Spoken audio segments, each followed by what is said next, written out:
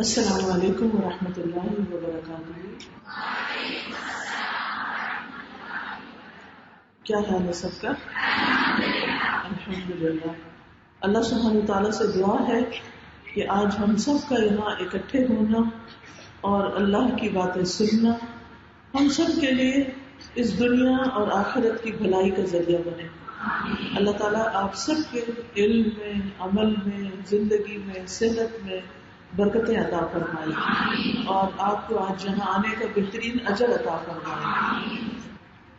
نحمده ونصلي على رسوله الكريم اما بعد فاعوذ بالله من الشيطان الرجيم بسم الله الرحمن الرحيم رب اشرح لي صدري ويسر لي امري واحلل عقدة من لساني يفقهوا قولي۔ ہم سب انسان اس دنیا میں آنے کے بعد یہ چاہتے ہیں کہ ہماری زندگی بہت اچھی ہو جائے، پرسکون ہو، اس میں کوئی تکلیف نہ ہو، کوئی غم نہ ہو، کوئی فکر اور کوئی پریشانی نہ ہو۔ لیکن حیرت کی بات یہ ہے کہ انسان جو بڑا ہوتا جاتا ہے اس کے ساتھ ساتھ اس کی پریشانیاں اور غم بھی بڑے ہوتے جاتے ہیں۔ جب انسان ایک چھوٹا سا معصوم بچہ ہوتا ہے تو اسے کوئی غم دکھ نہیں ہوتا، پھر تھوڑا بڑا ہوتا ہے، اسکول جانے لگتا ہے تو اسکول جانے کی پریشانی اس کی زندگی میں سب سے بڑی پریشانی ہوتی ہے۔ پھر وہ اس سے بھی آگے بڑھ جاتا ہے، پھر اس کو ہوش آتا ہے، پھر وہ سوچتا ہے کہ تو کمپٹیشن کی دنیا ہے، مجھے آگے بڑھنا ہے۔ پھر ایک کے بعد ایک ڈگری لیتا چلا جاتا ہے، پھر جاب میں کمپٹیشن ہے، پھر شادی ہے، پھر شادی کے فکر اور غم الگ ہے، پھر بچے پیدا ہو جاتے ہیں، پھر ان کے مسائل ہیں، پھر ان کی شادیاں ہیں، پھر بڑھاپا ہے اور اس کے مسائل ہیں، اور پھر بالآخر انسان ان ساری پریشانیوں کو پار کر کے اپنے رب سے جا ملتا ہے۔ تو بات یہ ہے کہ یہ جو کچھ ہم اپنی زندگیوں میں دیکھتے ہیں اس سے چھٹکارا تو نہیں، فکر اور پریشانی تو لازم و ملزوم ہے، لیکن انہی فکروں اور پریشانیوں کے اندر کچھ لوگ ایسے ہوتے ہیں کہ جو بڑی پرسکون زندگی میں بسر کرتے ہیں۔ ان کے دلوں کے اندر ایک اطمینان ہوتا ہے، ایک خوشی ہوتی ہے۔ باہر کا موسم تو نہیں بدلتا، باہر کی مشکلات تو ختم نہیں ہوتی، لیکن ان کے اپنے دل کے اندر، ان کی روح کے اندر ایک سکون پیدا ہو جاتا ہے۔ اس کا راز کیا ہے؟ وہ کیسے ہو سکتا ہے؟ اب دیکھیے، جیسے موسم بدلتے ہیں، کبھی سردی ہے، کبھی گرمی ہے، تو ہم اس کو تو تبدیل نہیں کر سکتے، وہ تو اپنی جگہ رہے گا ہی، لیکن ہم اپنے لیے انتظام کر لیتے ہیں۔ گرمیاں ہوں تو ٹھنڈے پنکھے اور اے سی کا انتظام کر لیتے ہیں، یا اور کچھ نہیں تو درختوں کی چھاؤں ہی بڑی غنیمت نظر آتی ہے۔ اور اگر سردیاں ہوں تو اسی طرح موٹے کپڑے پہن لیتے ہیں، لحاف اوڑھ لیتے ہیں اور اپنے مسائل کے حل کے لیے کچھ نہ کچھ بندوبست کر لیتے ہیں۔ لیکن بات یہ ہے کہ جب ہمارے دل کا معاملہ آتا ہے تو ہم یہ بھول جاتے ہیں کہ اس کا بندوبست بھی اندر سے ہی کچھ کرنا ہے، خود ہی کچھ کرنا ہے۔ حالات نہیں بدل سکتے، ہم دوسرے لوگوں کی عادتیں نہیں بدل سکتے۔ ہم سوچتے ہیں یہ شخص میری زندگی میں بڑی پریشانی کا باعث ہے اور یہ شخص بڑی پریشانی کا باعث ہے، اس سے جان چھوٹ جائے تو میری زندگی آسان ہوگی، لیکن ہم دیکھتے ہیں ایک سے جان چھوٹتی ہے تو ایک اور مشکل کھڑی ہوتی ہے، تو مسائل کہیں حل ہوتے نظر نہیں آتے۔ لیکن اللہ سبحانہ وتعالیٰ کا وعدہ ہے کہ جو لوگ اچھے کام کریں گے ان کو ہم ضرور پاکیزہ زندگی بسر کرائیں گے۔ سورۃ النحل کی آیت نمبر 97 میں اللہ تعالیٰ فرماتے ہیں، من عمل صالحا من ذکر او انثى وهو مؤمن فلنحيينه حياة طیبہ ولنجزینہم اجرہم بأحسن ما كانوا يعملون۔ جو بھی نیک عمل کرے، جو بھی، مرد ہو یا عورت، مردوں کے ساتھ یہاں عورت کے لیے الگ نام لیا گیا، مرد ہو یا عورت، جو بھی نیک عمل کرے، اچھا کام کرے اور وہ مومن بھی ہو، تو یقیناً ہم اسے ضرور زندگی بخشیں گے، پاکیزہ زندگی، اچھی زندگی، حیات طیبہ، عمدہ زندگی، اور یقیناً ہم انہیں ان کا اجر ضرور بدلے میں دیں گے، ان کے اجر ان کے بہترین اعمال کے مطابق جو وہ کیا کرتے تھے۔ یعنی انہیں دنیا میں بھی اچھی زندگی ملے گی اور آخرت میں ان کے اعمال کے مطابق جس لیول کے، جس درجے کے انہوں نے کام کیے ہوں گے اس کے مطابق انہیں ان کے اجر ضرور نصیب ہوں گے. لیکن سوال یہ پیدا ہوتا ہے کہ یہ کیا چیز ہوتی ہے؟ یہ اچھی زندگی کیسی زندگی ہوتی ہے؟ یہ وہ زندگی ہوتی ہے جس میں انسان کا دل پرسکون ہوتا ہے، جس میں انسان جب تک دنیا میں رہتا ہے اللہ سبحانہ وتعالیٰ انہیں قناعت جیسی دولت عطا کرتا ہے، اپنے پر توکل کرنا سکھاتا ہے، ان کے اندر اطاعت کا جذبہ پیدا کر دیتا ہے. خوش نصیبی کی زندگی ہوتی ہے جس میں انسان اپنے رب کی رضا پر، اپنے رب کے فیصلوں پر راضی ہوتا ہے، تو ان کے دلوں میں ایک ٹھنڈک ہوتی ہے، ایک اطمینان ہوتا ہے. پرسکون زندگی ضروری نہیں کہ عیش و عشرت والی زندگی ہو، کہ ہمارا بہت بڑا گھر ہو، اس گھر کی وجہ سے ہماری زندگی پرسکون ہو جائے. آپ نے دیکھا ہوگا کہ بہت سے لوگ بڑے گھروں میں رہنے کے باوجود بھی پرسکون نہیں ہوتے. پرسکون زندگی میں نہیں ہوتی کہ جس میں بہت قیمتی لباس پہنا ہو انسان نے. بہت سے لوگ قیمتی لباس پہن کے بھی خوش نہیں ہوتے. پرسکون زندگی وہ نہیں ہوتی جس میں انسان طرح طرح کے کھانے کھاتا رہتا ہے. بہت سے لوگ دن رات اپنے زبان کے ٹیسٹ بدلتے ہیں، اس کے باوجود سوتے ہوئے وہ گولیاں کھا کے ہی سوتے ہیں، ان کو سکون کی نیند نہیں آتی. تو مزیدار کھانا ہو یا بہترین لباس ہو یا بہترین شوہر یا بیوی ہو یا پھر بہترین گھر ہو یا بہترین جگہ پر انسان رہتا ہو، یہ ساری چیزیں تو وہ ہیں جو اللہ تعالیٰ کفار کو بھی دیتا ہے، اور ہو سکتا ہے ان کے پاس ہم سے زیادہ ہو. لیکن مومن کے لیے بہترین زندگی کون سی ہوتی ہے؟ مومن کے لیے بہترین زندگی پاکیزہ زندگی ہوتی ہے جس میں وہ اپنے رب کی اطاعت کے مطابق زندگی بسر کرتا ہے. اس شخص کا دل پرسکون ہوتا ہے کیونکہ الا بذکر اللہ تطمئن القلوب، وہ اللہ کا ذکر کرتا ہے. ایسے شخص کا دل بکھرا ہوا نہیں ہوتا، وہ مختلف وادیوں میں گھوم نہیں رہا ہوتا، بلکہ وہ ایک اللہ رب العزت کی طرف متوجہ ہوتا ہے. اس کا سارا غم بس ایک ہی ہوتا ہے، سارے غم اس ایک غم میں سمٹ جاتے ہیں، اور وہ ہوتا ہے کہ میرا رب مجھ سے راضی ہو جائے. کیونکہ اس کو پتا ہے کہ سب سے بڑا تو وہ ہے. اسے معلوم ہے کہ مجھے ایک دن اپنے رب سے جا کر ملاقات کرنی ہے، ایک دن اس کو حساب دینا ہے، ایک دن اسے جواب دینا ہے. اس لیے وہ رب سے محبت کرتا ہے، رب کی ملاقات کا شوق رکھتا ہے، رب سے باتیں کرتا ہے. رب سے ملاقات اور رب کا دیدار کرنا اس کی سب سے بلند ترین سوچ بن جاتی ہے. آپ دیکھیے کہ دنیا میں انسان سوچتا ہے میں یہ چیز دیکھ لوں، یہ کھا لوں، یہ پہن لوں. ہماری خواہشات کیا ہیں؟ ایسا ہو شادی کے لیے، ایسی ہو ساس، ایسا ہو گھر وغیرہ وغیرہ، ایسے ہی خواب دیکھتے رہتے ہیں لوگ. لیکن جو پرسکون زندگی والا شخص ہوتا ہے وہ ان ساری چیزوں سے اوپر اٹھ کے اپنے رب کی ملاقات کا شوق رکھتا ہے. وہ دنیا کی چیزوں میں الجھا ہوا نہیں ہوتا. اسے پتا ہے کہ میرے لیے خوشی کا دن اصل میں وہ ہوگا جس میں میں اپنے رب کو دیکھوں گا. اور جب انسان اپنے رب کو دیکھے گا تو وہ آنکھوں کی ٹھنڈک نصیب ہوگی کہ دنیا کے سارے غم بھول جائیں گے. وہ سکون اور وہ خوشی نصیب ہوگی کہ جس کے بعد جنت بھی حقیر نظر آئے گی. اس کو باقی چیزیں اس کے مقابلے میں بہت چھوٹی نظر آئیں گی.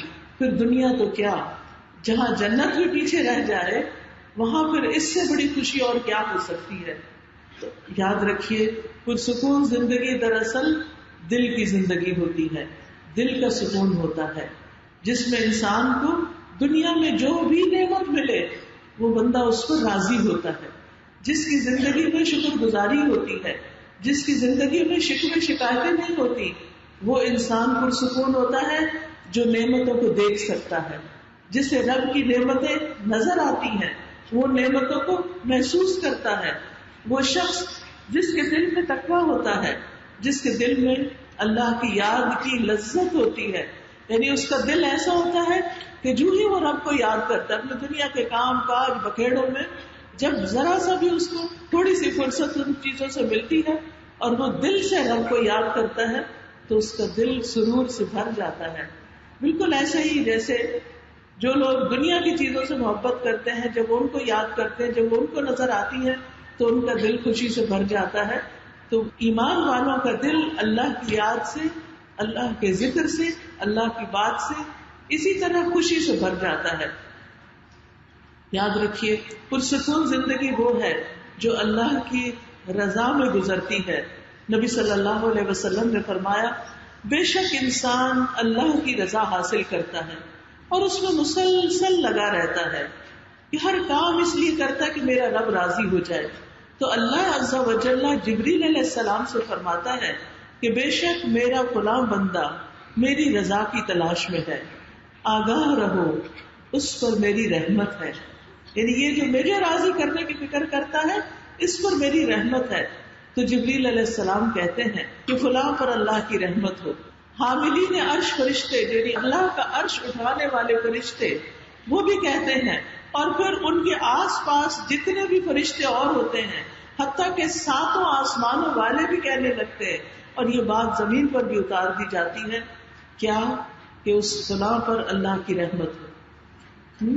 اور پھر آپ دیکھیے کہ ایسے لوگوں کا تذکرہ جب ہوتا ہے تو ان کے ناموں کے ساتھ کیا لگتا ہے رحمت اللہ علیہ یا رحمہ اللہ، اللہ ان پر رحم کرے، ان پر اللہ کی رحمتیں ہیں.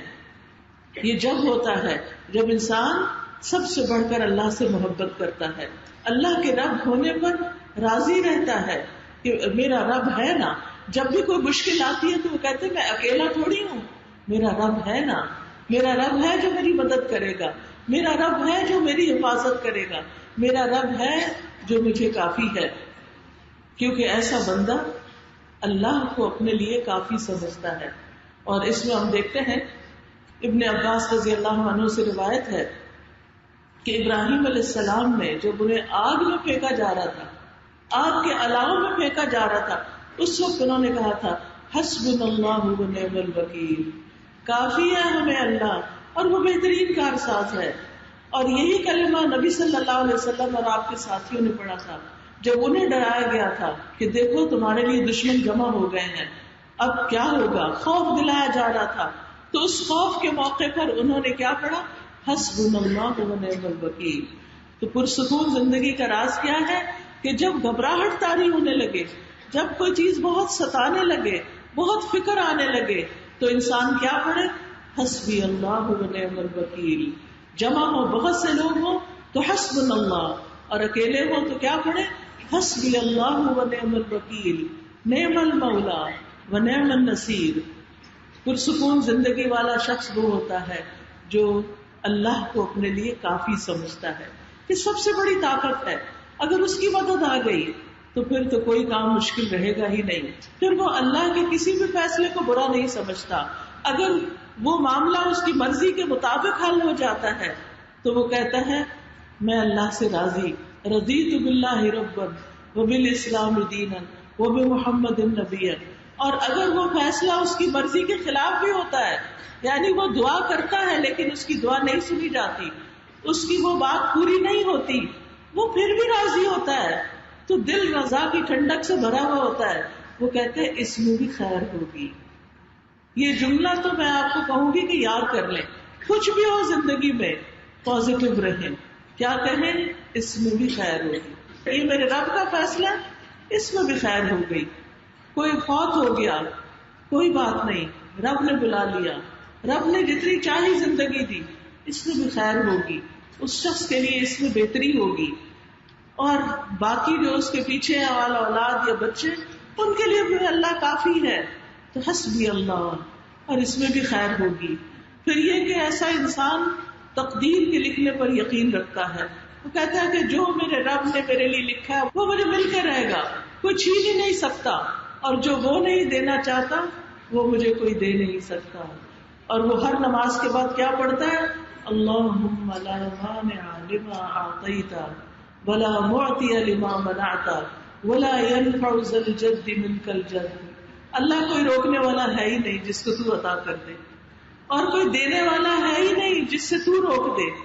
تو اصل اختیار کس کے پاس ہے؟ اللہ رب العزت کے پاس.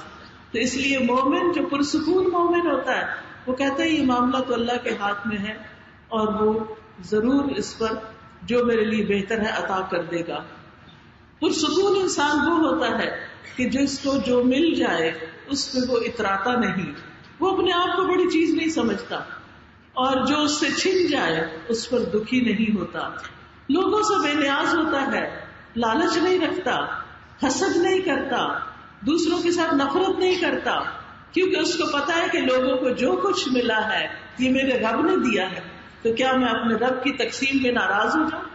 اگر زیادہ دیا ہے تو بھی میں خوش ہوں، اگر لوگوں کے پاس کم ہے تو مجھے ان سے نفرت نہیں کرنا، یہ بھی رب ہی کی تقسیم ہے، اس نے مجھے زیادہ دے دیا، ان کو کم دے دیا، میں بھی رب کا بندہ، یہ بھی رب کے بندے، تو ہم اللہ ہی کے پیدا کردہ انسان ہیں، ہمیں کسی سے نفرت نہیں کرنی، لہذا ایسا شخص لوگوں کے بارے میں بری رائے نہیں رکھتا اور ہر حال میں اس کو خیر والی زندگی ہی نصیب ہوتی ہے۔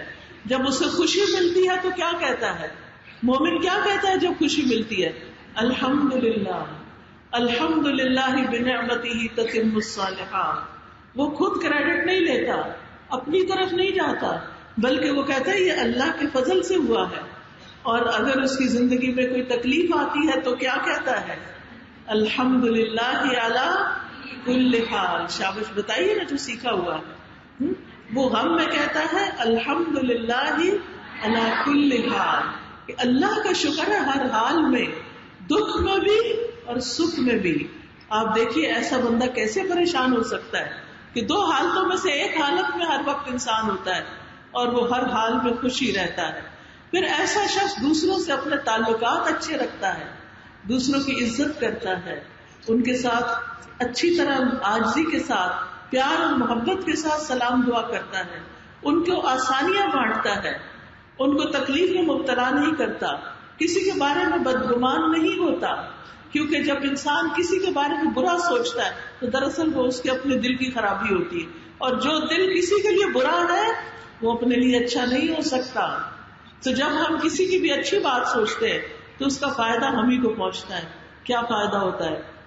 ہمارا دل صاف ہوتا ہے، ہمارا دل پاکیزہ ہوتا ہے، کیونکہ ہم اس میں کسی کے لیے برا نہیں سوچ رہے۔ پھر اسی طرح وہ کسی کا تجسس نہیں کرتا، تجسس کرنے سے بہت سی خرابیاں پیدا ہو جاتی ہیں، وہ اس سے سن لیتا ہے، اس سے پوچھتا ہے اس نے کیا کیا، اس نے کیا کہا، ہر وقت اس کا ہم و غم یہی باتیں رہتی ہیں، اور جب پتہ چلتا ہے کہ کسی نے میرے خلاف کچھ کیا تو اس کے رنج و غم کا عالم کچھ اور ہوتا ہے، پھر وہ انسان دکھی ہو جاتا ہے۔ جو اس سے بے نیاز ہو جائے کہ کوئی بندہ مجھے کوئی نقصان نہیں دے سکتا، وہ جو مرضی کر لے مجھے نہیں نقصان دے سکتا، تو مجھے ضرورت ہی نہیں ہے تجسس کی۔ جب ہر فائدہ اور ہر نقصان کا مالک اللہ ہی ہے تو مجھے تجسس کی ضرورت نہیں، اور مجھے اس کے بجائے کہ میں لوگوں کے پیچھے تجسس کروں، مجھے دوسروں کے کام آنا ہے، میں دوسروں کی مدد کروں، میں دوسروں کی خدمت کروں۔ حدیث میں آتا ہے انصر اخاک ظالما او مظلوما، اپنے بھائی کی مدد کرو خواہ وہ ظالم ہے یا مظلوم۔ صحابہ نے پوچھا کہ ہم مظلوم کی مدد کرنا تو جانتے ہیں لیکن ظالم کی مدد کیسے کریں؟ تو آپ نے فرمایا اس کو ظلم سے روک کر۔ ہمارا کوئی بہن بھائی، کوئی دوست، کوئی رشتہ دار لوگوں کے ساتھ بدتمیزی کرتا ہے، بد اخلاقی برتتا ہے، ظلم کرتا ہے، تو ہمارا کیا فرض بنتا ہے کہ اس کو چھوڑ دیں؟ نہیں، اس کو سمجھائیں، اس کو روکیں، اس کے ساتھ بات کریں اور اس کو احساس دلائیں کہ یہ بات غلط ہے، تمہارے لیے نقصان دہ ہے، چاہے وہ اپنا بچہ ہو، چاہے اپنے والدین ہو، چاہے کوئی بھی ہو۔ تو مومن کے لیے ایک آئینے کی طرح ہوتا ہے، وہ آئینہ دیکھتا بھی ہے اور دکھاتا بھی ہے۔ اس سے پھر کیا ہے؟ تعلقات اچھے ہو جاتے ہیں۔ اور پھر آپ دیکھیے کہ جو دوسروں کے کام آتے ہیں، کام دوسروں کا کر کے تھکتے ہیں لیکن زندگی ان کی پرسکون ہوتی، دل اپنا خوش ہوتا ہے۔ رسول اللہ صلی اللہ علیہ وسلم نے فرمایا اللہ کے نزدیک وہ لوگ سب سے زیادہ پیارے ہیں جو دوسرے لوگوں کے لیے زیادہ فائدہ مند ہیں، زیادہ لوگوں کو فائدہ دیتے ہیں، اور اللہ عز و جل کے ہاں سب سے پسندیدہ اعمال یہ ہے مسلمان کا اپنے بھائی کو خوش کرنا۔ اب دیکھیے یہ اللہ کے پسندیدہ کام ہے۔ آج آپ جا کر اپنے گھر میں امی کو یا شوہر کو یا بچے کو یا ہمسائے کو، کوئی بھی جس کو آپ چاہیں ضرور خوش کریں گے، اور اس لیے خوش کریں گے کہ یہ میرے رب کی خوشی کی بات ہے، اس سے میرا رب خوش ہو۔ اس لیے نہیں کہ میں امی کو خوش کر کے ان کے پاؤں دبا کے یا اس کے سر پہ تیل ڈال کے کہوں مجھے فلاں چیز دے دے، یہ تو پھر مطلب ہی بات ہوئی نا، اور امی نے کر دی نا، اب آپ کا ہو گیا موڈ آف، کدھر گئی خوشی؟ خوشی تو ختم ہو گئی. خوشی کب ہوگی؟ جب آپ کہیں اللہ میں دل خالص کر کے صرف تجھے خوش کرنے کے لیے ان کو خوش کر رہی ہوں. یعنی کسی نہ کسی کو ضرور خوشی دیں. یہ اللہ کے نزدیک بہت پسندیدہ کام ہے. یا کسی کی تکلیف دور کرنا. آپ دیکھیں کہ بعض اوقات چھوٹی چھوٹی چیزیں ہوتی ہیں تکلیف دینے والی. راستے میں کوئی چیز پڑی ہوئی ہے, کوئی اٹک سکتا ہے, کچھ گرا ہوا ہے, کوئی اور اسی طرح ہے, ایسی کوئی چیزیں نظر آتی ہیں تو اس صورت میں کیا کرنا چاہیے؟ وہ تکلیف دہ چیزیں دور کر دیں. جب آپ کسی کی تکلیف دور کریں گے تو پھر کیا ہوگا؟ آپ کی تکلیفیں دور ہوں گی اور یہاں سے زندگی پرسکون ہو جائے گی. یا اس کا قرضہ چکانا. اگر اس پر کوئی مالی مصیبت آئی ہوئی ہے, بوجھ ہے, تو اس کو پورا کرنا. یا اسے کھانا کھلانا, دوسرے کو کھانا کھلانا. ہم یہ سمجھتے ہیں کہ یہ کھانا شاید کسی باہر والے کو کھلائے تو تب خوشی ملتی ہے. نہیں, آپ اپنے گھر والوں کو بھی خوشی سے پکا کے کھلائیں. آپ دیکھیں کہ اکثر جب پکاتے ہیں نا تو موڈ آف ہوتا ہے کہ یہ کیا میرے ہی ذمہ آ گیا, میں ہی پکاؤں, میں ہی کچن میں ادھر گرمی میں کھڑی رہوں. اس کا نتیجہ کیا ہوتا ہے؟ وہ جو ہماری وائف ہوتی ہے نا, کھانے تک بھی پہنچتی ہے, کھانے کا مزہ ہی نہیں بنتا. جب مزیدار کھانا نہیں بنتا تو جو کھاتا اس کو بھی مزہ نہیں آتا, وہ تعریف بھی نہیں کرتا. جب وہ تعریف نہیں کرتا تو پھر پکانے والے کا اور موڈ آف ہو جاتا ہے. تو پرسکون زندگی تو ختم ہو گئی. جب آپ اللہ کے لیے پکائیں گے کہ میرا رب دیکھ رہا ہے, کوئی نہیں دیکھ رہا, اللہ دیکھ رہا ہے. کسی کو پتا نہیں مجھے کتنی تکلیف ہو رہی ہے, لیکن میرے رب کو پتا مجھے کتنی تکلیف ہو رہی ہے. مومن کو تو کانٹا بھی چبھتا ہے تو اس کے گناہ جھڑتے ہیں. اب آپ کو تکلیف پہنچ رہی ہے لیکن آپ سی بھی نہیں کر رہے, ہائے بھی نہیں کر رہے, شور بھی نہیں مچا رہے. نتیجہ کیا ہوگا؟ کھانا بھی اچھا بنے گا, کھانے والے بھی دعا دیں گے اور آپ کی خوشی میں اضافہ ہو جائے گا. رسول اللہ صلی اللہ علیہ وسلم نے فرمایا, اور مجھے اپنے کسی بھائی کی ضرورت پوری کرنے کے لیے اس کے ساتھ جانا اس مسجد یعنی مسجد نبوی میں 1 مہینے کے اعتکاف کرنے سے زیادہ محبوب ہے. جو اپنے بھائی کے ساتھ چلا یہاں تک کہ اس کی ضرورت پوری کر دے, اللہ اس کے قدموں کو اس دن ثابت قدم رکھے گا جس دن قدم ڈگمگا جائیں گے. یعنی قیامت کے دن اللہ سبحانہ وتعالیٰ اس کو ثابت قدمی عطا فرمائے گا. پھر آپ دیکھیے, پرسکون زندگی, خوشحال زندگی وہ ہوتی ہے کہ جس میں انسان دوسروں پر خرچ کرتا ہے. فراخ دلی والی زندگی, کھلا دل, کھلا خرچ کرنا. اور پھر کنجوسی اور بخل جو ہے وہ دل کو بھی تنگ کرتا ہے, اور جب دل بھیجتا ہے, دل تنگ ہوتا ہے, انسان کسی کو کچھ دے نہیں سکتا تو کبھی خوشی نہیں مل سکتی. خوشی شرح صدر کا نام ہے, سینے کے کھلا ہو جانے کا نام ہے, اور دل کے کھلا ہو جانے کا نام ہے. آپ دیکھیے کہ بعض اوقات آپ محسوس کریں گے کہ خود کھا کے وہ مزہ نہیں آتا جو کھلا کے آتا ہے, لے کے وہ خوشی نہیں ہوتی جو دے کے ہوتی ہے. تو دینا پرسکون زندگی کا راز ہے, خوشی والی زندگی کا راز ہے. پھر اسی طرح قناعت والی زندگی. رسول اللہ صلی اللہ علیہ وسلم نے فرمایا, تحقیق وہ آدمی کامیاب ہو گیا جس نے اسلام قبول کیا اور کفایت کے مطابق اس کو روزی نصیب ہو گئی, یعنی اس کے لیے کھانا پینا کافی ہے, اور اللہ نے اسے اپنی نعمتوں میں سے جو کچھ دیا اس پر قناعت کی دولت عطا کر دی, یعنی وہ راضی ہے. چھوٹا سا بھی گھر ہے تو اس پر بھی خوش ہے کہ اللہ شکر ہے یہ چھت ہے. کتنے ہی لوگ ہیں ایسے ہیں جن کے پاس یہ چھت نہیں, تو وہ یہ نہیں روتا رہتا کہ میرا گھر فلاں محل کی طرح کیوں نہیں. اس لیے کہ زیادہ کی خواہش میں تو کہیں انتہائی نہیں. اگر آپ کے پاس محل بھی ہوگا تو آپ کہیں گے کہ وہ میرے پاس فلاں جیسا محل ہوتا, پھر ایک اور دوڑ میں لگ جائیں گے, ایک اور دوڑ میں لگ جائیں گے. تو کہیں بھی انسان کی تمنا اور خواہشات کی انتہا نہیں ہوتی. اس لیے انسان کو جو ملا ہے اس پر راضی ہو جائے. پھر اسی طرح بعض اوقات ہم یہ کہتے ہیں کہ ہم نیک کام بھی کرتے ہیں, روزہ نماز, دین کی تبلیغ, سب کچھ, اور آزمائشیں ختم نہیں ہوتی. لیکن یاد رکھیے اللہ جس سے محبت کرتا ہے اس کو آزمائش میں مبتلا کر دیتا ہے. تو مومن کو یہ چیز بھی خوش کر جاتی کہ اچھا یہ اللہ کی محبت کی علامت ہے, کیونکہ اللہ تعالیٰ اس بندے کو ٹھوک بجا کے دیکھتا ہے, اس کو ہمیشہ کی جنتیں اس کو عطا کرنی ہے. اس لیے اللہ سبحانہ وتعالیٰ اس بندے کے ساتھ یہ مہربانی کرتا ہے کہ اس کو اور چمکاتا ہے. آپ کو معلوم ہے نا کہ سونا کس طرح زیادہ خالص ہوتا ہے؟ جب اس کو ٹھنڈے پانی میں ڈال دیں, کس میں ڈالیں؟ آگ میں ڈالا جاتا ہے, یعنی اس کو پگھلایا جاتا ہے, اس کو آگ پہ خوب خوب گرم کیا جاتا ہے تو اس کا جھاگ اوپر آتا ہے, خالص ہو جاتا ہے.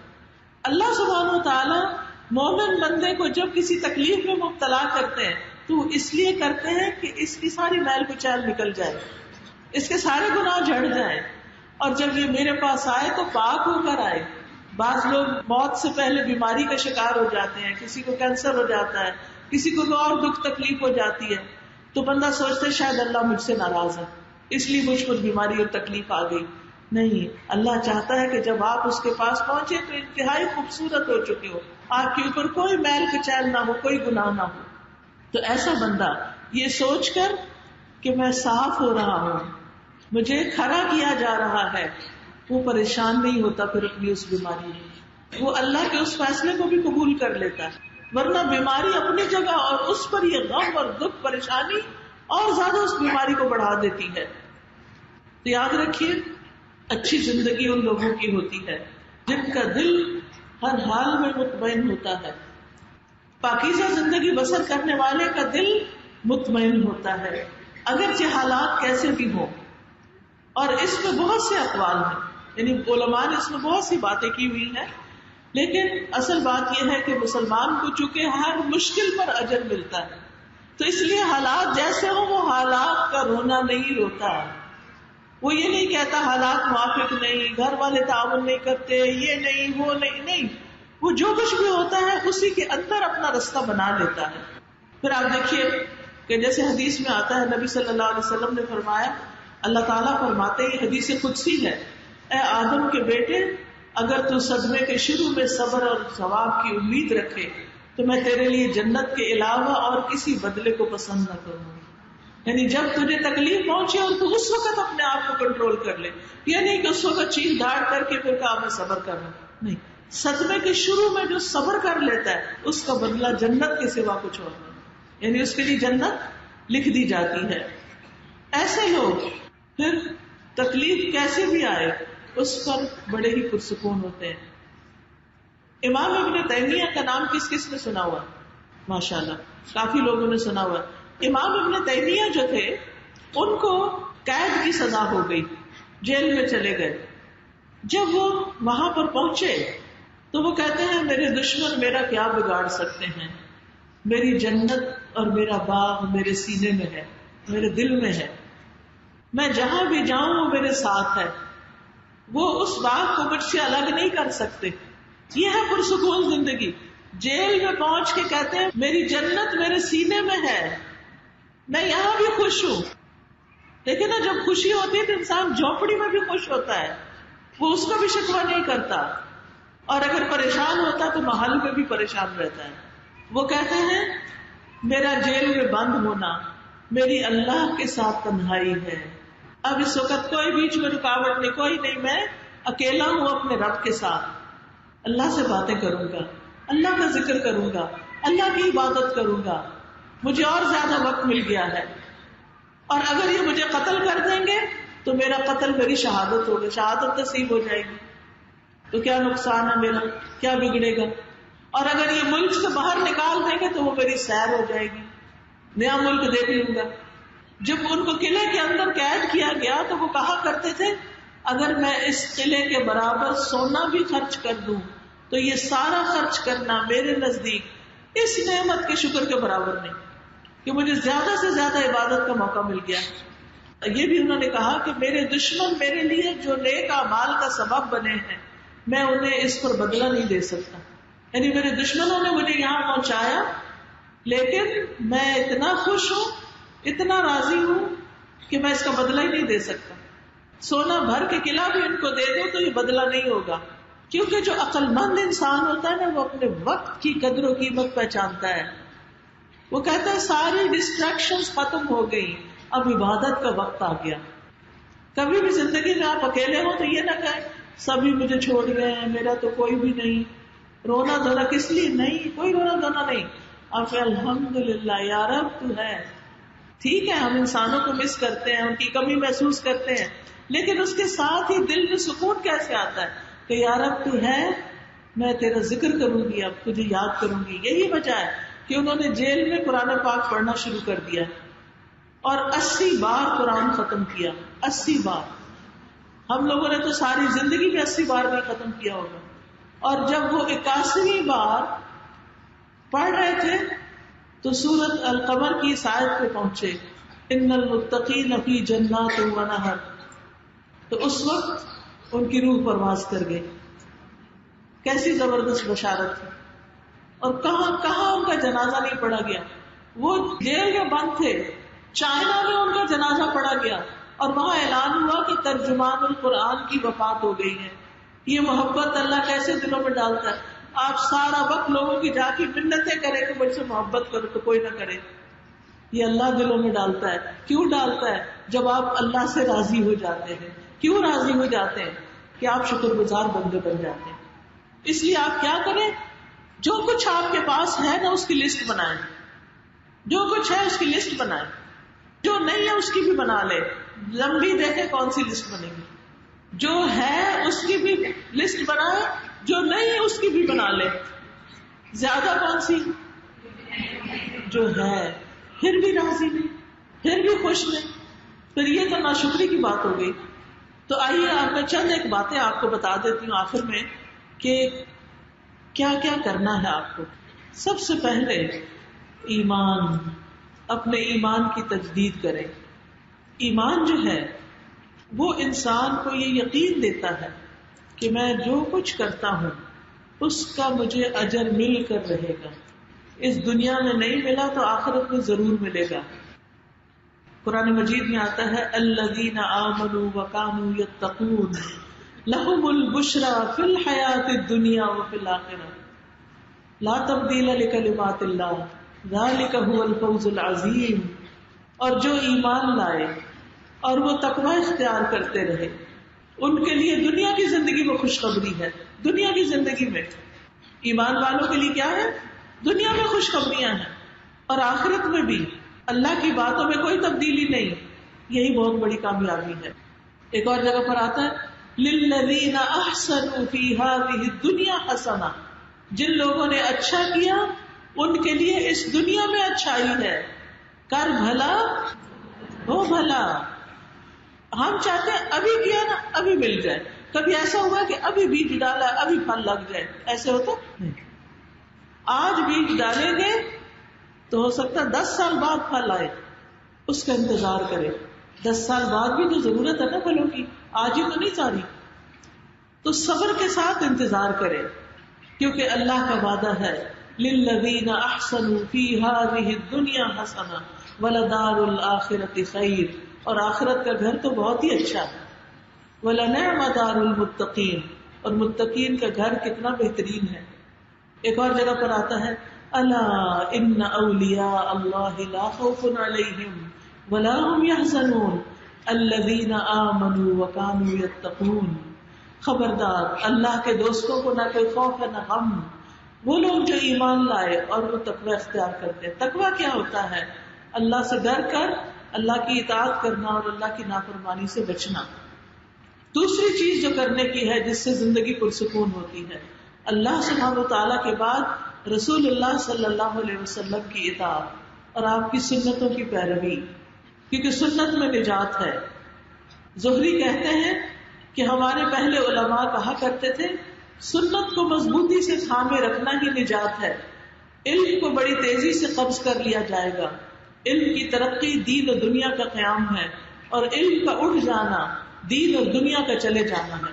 یعنی جہاں لوگ پڑھتے نہیں، علم حاصل نہیں کرتے، وہاں دین کا بھی نقصان ہوتا ہے اور دنیا کا بھی نقصان ہوتا ہے. اس لیے علم کی روشنی کو خوب عام کرنا ہے. تیسری چیز عبادت کی کثرت. اپنی زندگی میں عبادت پر کمپرومائز نہ کریں. اگر آپ کی نمازیں ٹھیک نہیں تو آپ کی زندگی میں سکون ہو ہی نہیں سکتا. کوئی بھی شخص جو پریشان ہے، کوئی بھی شخص جس کا دل پریشان ہے، وہ اپنے آپ سے سوال کرے، اپنا جائزہ لے، اپنا محاسبہ کرے. کیا اس کی نماز ٹھیک ہے؟ وقت پر پڑھتا ہے؟ ادائیگی کا طریقہ ٹھیک ہے؟ ساری شرائط کی پابندی کرتا ہے؟ اگر نہیں تو دوبارہ سے جائزہ لے اور اپنی نماز کو ٹھیک کرے. حدیث میں آتا ہے جس کی نماز ٹھیک ہوگی اس کا سب کچھ ٹھیک ہو جاتا ہے. تو اس لیے نمازوں کو، عبادتوں کو ٹھیک کرنا. پھر آپ دیکھیے حدیث میں یہ بھی آتا ہے رسول اللہ صلی اللہ علیہ وسلم نے فرمایا تمہارا رب فرماتا ہے اے ابن آدم میری عبادت کے لیے فارغ ہو جاؤ، میں تمہارے دل کو غنا سے اور تمہارے ہاتھ کو رزق سے بھر دوں گا۔ اے ابن آدم تو مجھ سے دور نہ ہو ورنہ میں تیرے دل کو فقر اور تیرے ہاتھ کو مصروفیت سے بھر دوں گا۔ تو اللہ سے دوری اختیار نہیں کرنی بلکہ اللہ کا ذکر کرنا ہے، اور جو ذکر سے منہ موڑے اس کا نقصان کیا ہے؟ وَمَنْ أَعْرَضَ عَنْ ذِكْرِي فَإِنَّ لَهُ مَعِيشَةً ضَنْكًا وَنَحْشُرُهُ يَوْمَ الْقِيَامَةِ أَعْمَىٰ، اور جس نے میری نصیحت سے منہ موڑا بے شک اس کے لیے زندگی تنگ کر دوں گا اور ہم اسے قیامت کے دن اندھا اٹھائیں گے۔ وہ کہے گا اے رب میں کیوں اندھا اٹھا، میں تو دیکھتا تھا۔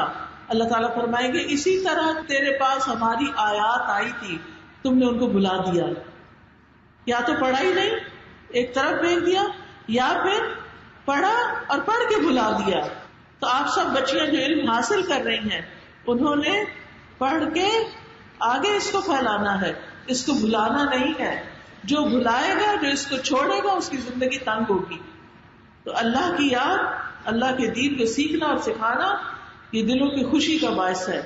ایک اور روایت میں آتا ہے اگر تو نے ایسا نہ کیا تو میں تیرے سینے میں مصروفیات بھر دوں گا، ذہن ہر وقت پریشان رہے گا اور تیرا فقر زائل نہ کروں گا۔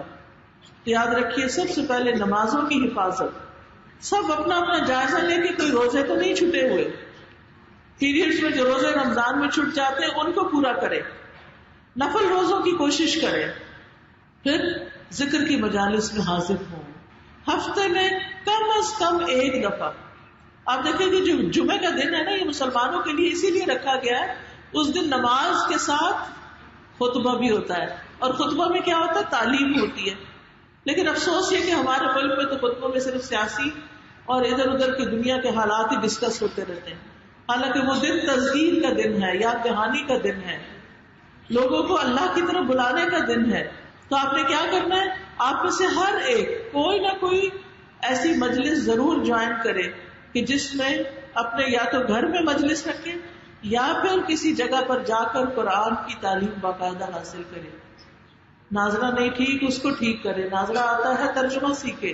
آپ میں سے ہر ایک کو اللہ کے کلام کو سمجھنا آنا چاہیے۔ اب تو اتنی آسانی ہوگی کہ لفظی ترجمے والے اردو میں، سندھی میں قرآن مجید موجود ہیں، آپ گھر پر بھی ایک ایک آیت روزانہ ترجمے سے پڑھنا شروع کر دیں، دیکھیں کتنی باتیں آپ پر کھلیں گی۔ تو یہ روشنی آپ کے دلوں کو روشن اور پرسکون کر دے گی۔ لیکن جب آپ گھر سے نکل کر کسی مجلس میں جا کے بیٹھتے ہیں تو اس مجلس پر فرشتے گھیرا ڈال لیتے ہیں، رحمت ان لوگوں کو ڈھانپ لیتی ہے، سکینت نازل ہوتی ہے، اللہ تعالیٰ ان کا ذکر اپنے پاس موجود فرشتوں میں کرتا ہے۔ تو اس لیے نیکی کی مجلسوں میں حاضر ہونا لازم کر لیں۔ اگر دل پریشان ہے، دل گھبرایا ہوا ہے، نیکی کی مجلس میں جا کر بیٹھیں جہاں کو واعظ، نصیحت، تذکیر ہو رہی ہے۔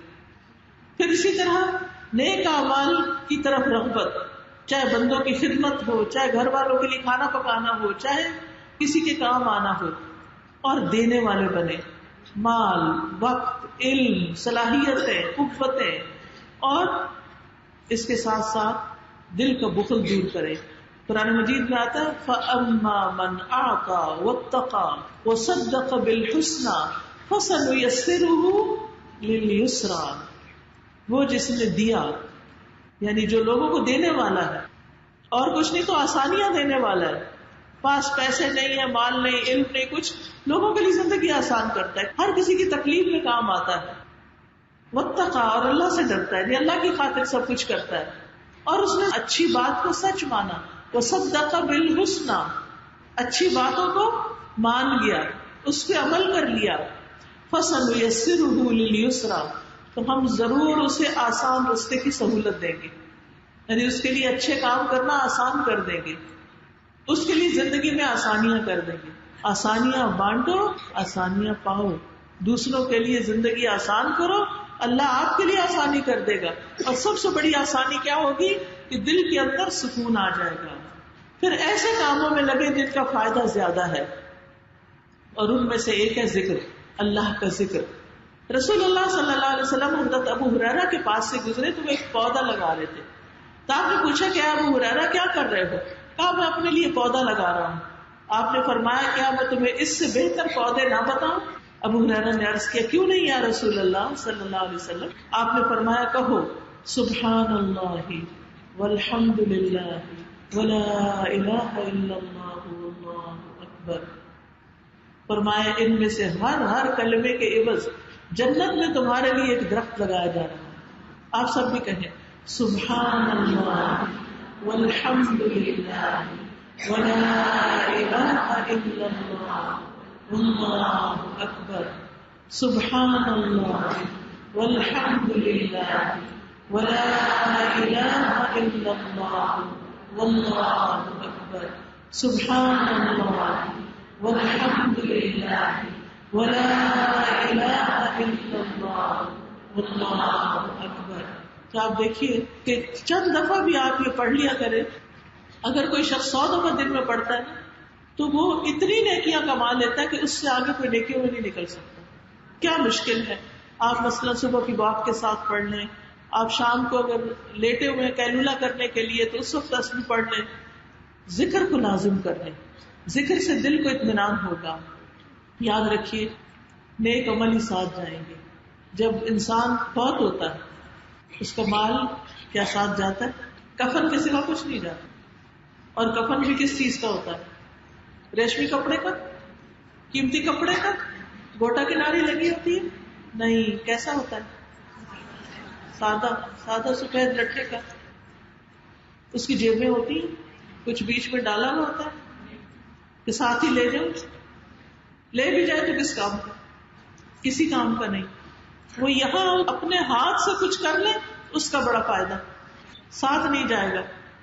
اولاد ساتھ جاتی ہے, کوئی بھی قبر میں ساتھ رہنے کو تیار ہے؟ کوئی بھی نہیں. ساتھ کیا رہے گا؟ نیک اعمال. ان نیک اعمال کی فکر کریں. ذکر کی کثرت, نمازوں کی پابندی. سب سے پہلا حساب کس چیز کا ہوگا؟ نمازوں کا ہوگا. پھر اسی طرح قرآن سے تعلق. قرآن اللہ کا کلام ہے. دنیا میں کتنی کتابیں آپ نے پڑھی ہوگی, اللہ کی کتاب بھی پڑھیے اور سمجھ کر پڑھیے کہ اللہ تعالیٰ کیا کہتا ہے. کوئی اور کتاب سمجھے بغیر نہیں پڑھی جاتی سوائے قرآن کی. مسلمان اتنا بڑا ظلم کرتے ہیں اس کتاب کے ساتھ کہ اس کا مطلب ہی نہیں جانتے. لہٰذا آج سے لے کے اگلے سال کا ٹارگٹ رکھ لے کہ میں نے اس پورے سال میں قرآن کا ترجمہ یاد کر لینا, اور جو نیت کر لے کہ اللہ تعالیٰ ان کے لیے آسانی بھی کر دے گا انشاءاللہ. یاد رکھیے قرآن پڑھنا پڑھانا ایک ایسی تجارت ہے جو کبھی بھی خراب نہیں ہوگی. فرمایا ان الذین یتلون کتاب اللہ واقاموا الصلاۃ وانفقوا مما رزقناہم سرا وعلانیۃ یرجون تجارۃ لن تبور. بے شک جو لوگ اللہ کی کتاب پڑھتے ہیں اور انہوں نے نماز قائم کی اور جو کچھ ہم نے انہیں دیا اس میں سے خرچ کرتے ہیں, کھلے بھی اور چھپا کر بھی, وہ ایسی تجارت کی امید رکھتے ہیں جو کبھی بھی برباد نہ ہوگی. اس میں پروفٹ ہی پروفٹ ہے, پروفٹ ہی پروفٹ. ایک حرف پڑھتے ہیں 10 نیکیاں مل جاتی ہیں. کسی بھی کتاب کو ایک حرف پڑھ کے 10 نیکیاں ملتی, 10 نمبر ملتے ہیں آپ کو؟ نہیں. لیکن ہم باقی چیزیں خوب پڑھتے کیونکہ دنیا کی کوئی ڈگری کوئی مال کچھ مل جائے گا, لیکن اللہ کی کتاب نہیں پڑھتے, روز تلاوت نہیں کرتے. تو اس کو پکڑے. بعض بزرگ کہتے ہیں جب ان کو بتایا جاتا کہ ایک مسلمان نہ قرآن پڑھتا ہے نہ حفظ کرتا ہے, وہ کہا کرتے تھے وہ کیسے پھر خوش ہوتا ہے؟ جو قرآن نہیں پڑھتا وہ خوش کیسے ہوتا ہے؟ اور کس چیز کو ترنم کے ساتھ پڑھتا ہے؟ گا کے کیا چیز پڑھ سکتا ہے پھر؟ یعنی انسان کے اندر اللہ نے رکھا ہے نا, اچھی آواز دی ہے, لہک لہک کے پڑھنے کا شوق رکھا ہے. اسی لیے آپ دیکھیں کہ سب سے زیادہ اٹریکٹ گانوں کی طرف ہوتے ہیں, کیونکہ قرآن نہیں پڑھتے نا تو وہ تجوید کے ساتھ ویسے نہیں پڑھنا آتا, بلند آواز سے نہیں پڑھتے, لہٰذا وہ ساری انرجی دوسری طرف چلی جاتی. اب تو افسوس یہ کہ ہمارے اسکولوں میں بھی بچوں کو بچپن سے ہی میوزک, ڈانسنگ, سنگنگ انہی چیزوں کو لگا دیا جاتا ہے, اور جب وہ قاری صاحب آتے ہیں تو وہ سو رہے ہوتے ہیں بچے, ان کا دل ہی نہیں چاہتا پڑھنے. یہ مسلمانوں کے گھرانے, کیا واقعی ہم مسلمان ہیں کہ جہاں ہم اللہ کی بات کرنے میں شرم محسوس کرتے ہیں, جہاں ہم دین کی بات کرنے میں شرم محسوس کرتے ہیں, وہ رب جو آسمانوں کا مالک ہے اس کو بڑا نہیں سمجھتے, اور وہ جو 4 پیسوں کا مالک ہو جاتا ہے اس کے لیے ہمارے دل میں بہت بڑی عظمت آ جاتی ہے. ہم کیسے مسلمان ہیں؟ تو یاد رکھیے قرآن پڑھنے سے دنیا کی بھلائیاں اور خیر اور برکتیں انسان کو ڈھانپ لیتی ہیں. حدیث میں آتا ہے خیرکم من تعلم القرآن وعلمہ، تم میں سے بہترین ہے وہ لوگ جو قرآن پڑھتے اور پڑھاتے ہیں. حدیث میں آتا ہے جو لوگ اللہ کے گھروں میں سے کسی گھر میں اللہ کی کتاب کی تلاوت کرتے ہیں اور اس کی تعلیم میں باہم مصروف ہوتے ہیں، ان پر سکینت نازل ہوتی ہے، رحمت انہیں ڈھانپ لیتی ہے، فرشتے انہیں گھیر لیتے ہیں اور اللہ ان کا ذکر اپنے پاس موجود فرشتوں میں کرتے ہیں. کیا آپ کا دل نہیں چاہتا کہ اللہ آپ کا ذکر فرشتوں کی مجلس میں کرے، آپ کا نام وہاں لیا جائے اور وہ بھی اللہ سبحانہ و تعالیٰ آپ کا نام لے؟ اس سے بڑی کیا بات ہو سکتی؟ لیکن ہمیں کیوں نہیں شوق اس کا؟ کیا ہمیں یقین نہیں؟ کیا ہمارا ایمان نہیں؟ اگر ہے تو پھر اس کو سچا ثابت کرنا چاہیے اور اللہ کی کتاب کے لیے ہر صورت وقت نکالنا چاہیے. پھر اسی طرح پرسکون زندگی کے لیے دنیا میں کم سے کم چیزوں پر گزارا کرنے کی عادت ہونی چاہیے، زہد اختیار کرنا چاہیے، ضرورت کی اشیاء ہونی چاہیے. دنیا کے اعتبار سے اپنے سے اوپر والوں کو نہ دیکھے، اپنے سے نیچے والوں کو دیکھے تاکہ دل میں سکون رہے. دوسروں کی چیزوں کی طرف نہ دیکھیں. لیکن اب تو ایک باقاعدہ نمائش بھی ہوتی ہے اور ہم یہی دیکھتے رہتے ہیں اس نے کیا پہنا ہے، یہ پرس کیسا ہے، یہ اس کا جوتا کیسا ہے، اس کا زیور کیسا ہے. اس سے کیا ہوتا ہے؟ دل میں حسرتیں پیدا ہوتی ہیں، کاش ہم بھی کبھی ایسے اس قابل ہوں گے، ہمیں بھی کبھی ملے گا. ضرور ملے گا اللہ کے پاس. اچھے اچھے کام کرتے جائیں اور ان چیزوں سے بے نیاز بے فکر ہو کے آگے بڑھتے جائیں، پھر آپ دیکھیں کیا کچھ نہیں ملتا. وہ جنت جس کا کوئی تصور بھی نہیں کر سکتا. ان چیزوں سے پیچھے بھاگنے کی بجائے آخرت کی تیاری میں زندگی کا وقت لگائیں، صحت اور فرصت سے فائدہ اٹھائیں، پھر مشکلات اور پریشانیوں میں اللہ کی طرف رجوع کریں، اللہ کو پکاریں، اپنی ساری حاجتیں اللہ کے سامنے رکھیں. جو دل میں آتا نہ کہیں اللہ مجھے یہ بھی چاہیے، اللہ مجھے یہ بھی چاہیے، اللہ یہ بھی چاہیے. آپ دے سکتے ہیں، آپ غیب کے خزانوں سے دے سکتے ہیں، آپ کو روکنے والا کوئی نہیں. صرف کن کہنا ہے آپ کو، سب کچھ اس سے مانگے. ایک تو آپ کے دل کا بوجھ ہلکا ہو جائے گا اور دوسرا یہ کہ دعا قبول ہوگی تو وہ سب کچھ مل بھی جائے گا. بندوں کے سامنے ہاتھ نہ پھیلائیں، اللہ کے سامنے اپنی حاجتیں رکھے، اس سے مدد مانگے، نماز اور صبر سے مدد مانگے. وَاسْتَعِينُوا بِالصَّبْرِ وَالصَّلَاةِ. اللہ تعالیٰ فرماتے ہیں وَاذْكُرُوا اللَّهَ كَثِيرًا لَعَلَّكُمْ تُفْلِحُونَ. اللہ کا ذکر زیادہ سے زیادہ کرو تاکہ تم کامیاب ہو جاؤ. پھر اسی طرح صبر کرنا، مصیبتوں پہ صبر، لوگوں کی باتوں پہ صبر، غم کے وقت صبر، غصے کے وقت صبر. اور اس صبر سے آپ کے دل کو وہ سکون ملے گا اور شر کا دروازہ بند ہو جائے گا. اور جب انسان بے صبرا پن کرتا ہے تو مسائل میں اضافہ ہی ہوتا چلا جاتا ہے. پھر تکلیف اگر آئے کوئی تو اس کے اجر پر نظر رکھیں، تکلیف کو نہ دیکھیں، اس کا اجر دیکھیں. جب اجر دیکھیں گے تو آپ کا دل سکون میں آ جائے گا. پھر قیامت کے دن کے ثواب پر نظر رکھیں. یاد رکھیے جو پرسکون زندگی ہوتی ہے نا، اس میں نیند بھی پرسکون ہوتی اور اس میں ہر کام کو انسان انجوائے کرتا ہے، چاہے وہ کھانا پینا ہو، چاہے وہ سونا ہو، چاہے وہ پڑھنا ہو، چاہے وہ پڑھانا ہو، چاہے وہ پکانا ہو، چاہے وہ کسی کی عادت کرنی ہو، کسی کی خدمت کرنی ہو. وہ ہر لمحے کو انجوائے کرتا ہے انسان، کیونکہ وہ جانتا ہے میرا رب دیکھ رہا ہے. وہ ہر کام کو خوشی سے کرتا ہے. اسی طرح اس کی زندگی گزرتی ہے اطمینان کے ساتھ، حتیٰ کہ موت آ جاتی ہے. موت کے وقت فرشتہ آ کر کیا کہے گا؟ یا ایتھا النفس المطمئنہ ارجعی الی ربک راضیۃ مرضیہ فادخلی فی عبادی وادخلی جنتی. اے نفس مطمئنہ، اپنے رب کی طرف لوٹ آؤ اس حال میں کہ تم راضی ہو، اللہ کی پسندیدہ ہو، بس میرے خاص بندوں میں داخل ہو جاؤ، میری جنت میں داخل ہو جاؤ. جس کی زندگی پرسکون اس کی موت بھی پرسکون، جس کی زندگی پرسکون اس کی موت بھی پرسکون اور اس کی قبر بھی پرسکون. مرتے وقت ہی فرشتے خوشخبریاں دینے لگتے ہیں. فَأَمَّا إِن كَانَ مِنَ الْمُقَرَّبِينَ فَرَوْحٌ وَرَيْحَانٌ وَجَنَّةُ نَعِيمٍ وَأَمَّا إِن كَانَ مِنْ أَصْحَابِ الْيَمِينِ فَسَلَامٌ لَكَ مِنْ أَصْحَابِ الْيَمِينِ. اگر مرنے والا مقربین میں سے اللہ کے قریب لوگوں میں سے ہو تو اس کے لیے راحت، عمدہ رزق اور نعمتوں والی جنت ہوگی. اور اگر وہ دائیں ہاتھ والوں میں سے ہو تو کہا جائے گا تجھ پر سلام، تو دائیں ہاتھ والوں میں سے. یہ خوشخبری مل جانا دنیا کی سب سے بڑی خوشخبری ہے کہ موت کے وقت کہا جائے سلام لک من اصحاب الیمین. اللہ اکبر. کیونکہ اس وقت اگر فرشتوں نے جان نکالتے ہوئے سختی کی اور کہا کہ تم چلو اللہ کی ناراضگی کی طرف، تم نے کوئی رضامندی کا کام نہیں کیا، تو کیا بنے گا؟ ساری دنیا میں مل کے ہمیں نہیں چھڑا سکتے، نہیں بچا سکتے. پھر فرشتے جب ان کی روح قبض کرتے ہیں تو سورۃ النحل میں آتا ہے یقولون سلام علیکم، سلام کرتے ہیں آ کر. اس لیے ہمیں بھی سلام کی عادت ہونی چاہیے. سلام علیکم ادخلوا الجنۃ بما کنتم تعملون، جنت میں داخل ہو جاؤ اس کے بدلے جو تم عمل کیا کرتے تھے. مرتے ہی آرام اور سکون کا مل جانا، راحت اور اطمینان کا نصیب ہونا. ابو قتادہ کہتے ہیں کہ رسول اللہ صلی اللہ علیہ وسلم کے قریب سے لوگ ایک جنازہ لے کر گزرے تو آپ نے فرمایا مستریح و مستراح منہ، اسے آرام مل گیا یا اس سے آرام مل گیا. عرض کیا گیا یا رسول اللہ اس کا مطلب کیا ہے؟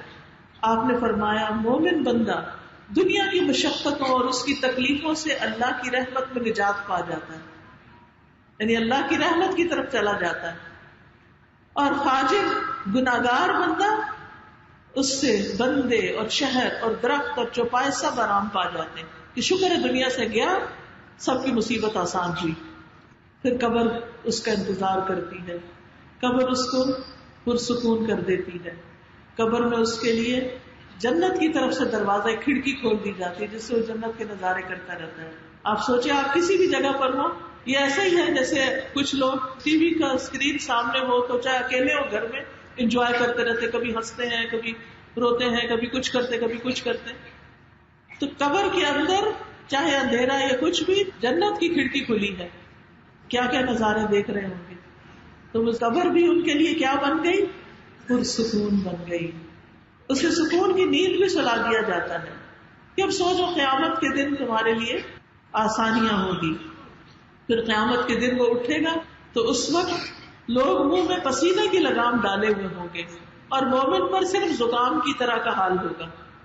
کافر پر موت جیسی چیز طاری ہوگی، لیکن مومن جنت میں سکون سے داخل ہوگا. ان المتقین فی جنات وعیون ادخلوها بسلام آمنین. بے شک متقی لوگ باغوں اور چشموں میں ہوں گے، اس میں سلامتی کے ساتھ بے خوف ہو کے داخل ہو جاؤ. کوئی ڈر نہیں آج تمہیں، کوئی پریشانی نہیں. یہ کیوں ہے؟ اس لیے کہ دنیا انہوں نے اللہ کی اطاعت میں گزاری تھی، اللہ کے بندے بن کر رہے تھے، دنیا میں اپنے اس دن کی تیاری کر لی تھی، اپنی آخرت کے لیے سامان تیار کر لیا تھا، یہاں کا رزق بنا کے رکھا تھا. اور اس وقت انہیں آواز دی جائے گی آج تم صحت مند رہو گے، کبھی بیمار نہ ہوگے، تم زندہ رہو گے، کبھی موت نہیں آئے گی، تم ہمیشہ جوان رہو گے، آج کے بعد کبھی بوڑھے نہیں ہوگے، تم آرام میں رہو گے، تمہیں کوئی تکلیف نہیں آئے گی. اور یہی اللہ تعالیٰ کا فرمان ہے وَنُودُوا أَن تِلْكُمُ الْجَنَّةُ أُورِثْتُمُوهَا بِمَا كُنتُمْ تَعْمَلُونَ.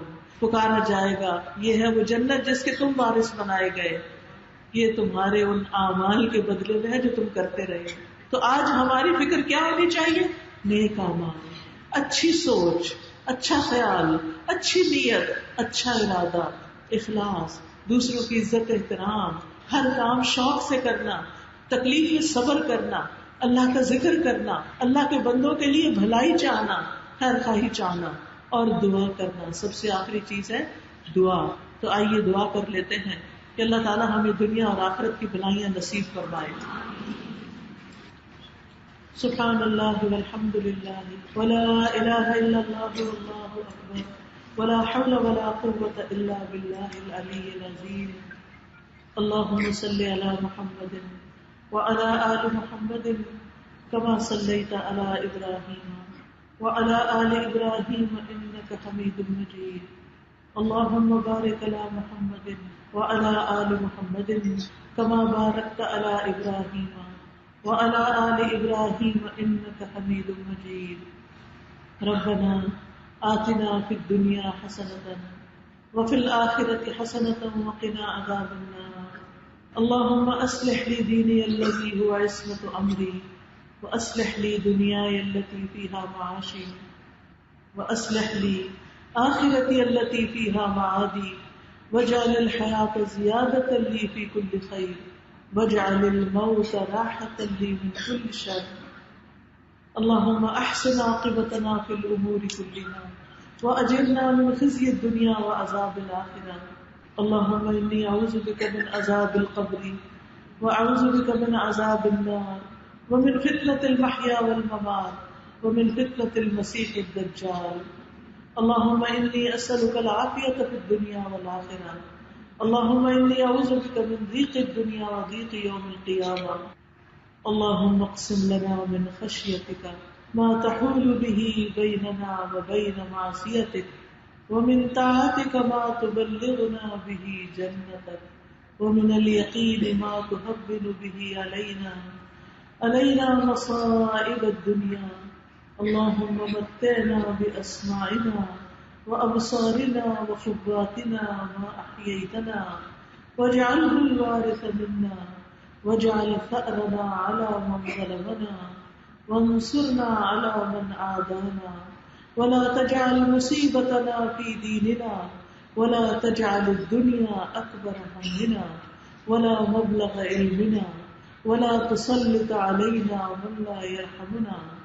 اے اللہ ہم میں اپنا خوف اتنا عطا کر کہ وہ ہمارے اور ہمارے گناہوں کے درمیان حائل ہو جائے اور اپنی فرما برداری ہم میں اتنی تقسیم کر دے کہ ہمیں تیری جنت تک پہنچا دے اور اتنا یقین عطا کر کہ ہم پہ دنیا کی مصیبتیں آسان ہو جائیں اور جب تک تو ہمیں زندہ رکھے ہمارے کان آنکھ اور قوت سے ہمیں فائدہ عطا کر اور انہیں ہمارا وارث بنا دے اور ہمارا انتقام اسی تک کرنا جو ہم پہ ظلم کرے. دشمنوں کے مقابلے میں ہماری مدد کرنا اور ہمارے دین میں مصیبت نازل نہ کرنا. دنیا کو ہمارا سب سے بڑا ہم و غم نہ بنا اور نہ دنیا کو ہمارے علم کی انتہا بنا اور ہم پر ایسے شخص کو مسلط نہ کرنا جو ہم پر رحم نہ کرے. ربنا لا تؤاخذنا ان نسينا او اخطانا ربنا ولا تحمل علينا اصرا كما حملته على الذين من قبلنا ربنا ولا تحملنا ما لا طاقة لنا به واعف عنا واغفر لنا وارحمنا أنت مولانا فانصرنا على القوم الكافرين. اللهم لا سهل إلا ما جعلته سهلا وأنت تجعل الحزن سهلا إذا شئت. اللهم رحمتك أرجو فلا تكلني إلى نفسي طرفة عين وأصلح لي شاني كله لا إله إلا أنت لا إله إلا أنت سبحانك إني كنت من الظالمين. یا اللہ جتنی بھی بہنیں آئی ہیں اللہ ان کی ساری مشکلات آسان فرما، ان کو اپنے گھروں میں سکون اور خوشیاں نصیب فرما، وسیع پاک حلال رزق عطا فرما، قناعت عطا فرما، ایمان اور تقوی عطا فرما، عبادات کا شوق عطا فرما. یا اللہ ان کے بچوں کو ہدایت عطا فرما، ان کو ان کے لیے صدقہ جاریہ بنا. یا اللہ جو فوت ہو چکے ہیں ان کی بخشش فرما. اللہ ہمارے والدین پر اپنی رحمت نازل فرما. یا اللہ تو ہمیں ہر طرح کے قرض، بیماری، مفلسی، مصیبت، تکلیف، ڈپریشن، دکھ ہر چیز سے محفوظ رکھنا. یا اللہ جنہوں نے اس پروگرام کو ارینج کیا ہے انہیں زندگی، صحت، ایمان، ہدایت، عافیت ہر چیز عطا فرما اور اس کا بہترین اجر عطا فرما. یا اللہ جتنی بہنیں چل کر آئی ہیں، جتنا بھی فاصلہ انہوں نے طے کیا ہر قدم پر انہیں اجر عطا فرما اور آئندہ کے لیے اپنی ایسی محبت، ایمان اور شوق نصیب کر کہ یہ سب خیر پھیلانے والے بن جائیں، آسانیاں بانٹنے والے بن جائیں. یا رب العالمین ہم سب کے دلوں میں اتفاق اور آپس کی محبت پیدا کر دے. یا اللہ تو ہمارے دکھوں کو دور کر دے. اللہ اس شہر کو امن والا شہر بنا دے. یا اللہ اس کی سڑکیں بہت اچھی ہو جائیں، اس کے پانی اور بجلی کے سارے مسائل حل ہو جائیں. یا اللہ سب لوگوں کے لیے تو آسانیاں کر دے. یا اللہ تو ہم سب کو اپنی رحمتوں سے ڈھانپ لے. ربنا تقبل منا انك انت السميع العليم وتب علينا انك انت التواب الرحيم. وصلى الله تعالى على خير خلقه محمد وعلى آله وأصحابه وأهل بيته أجمعين برحمتک یا ارحم الراحمین.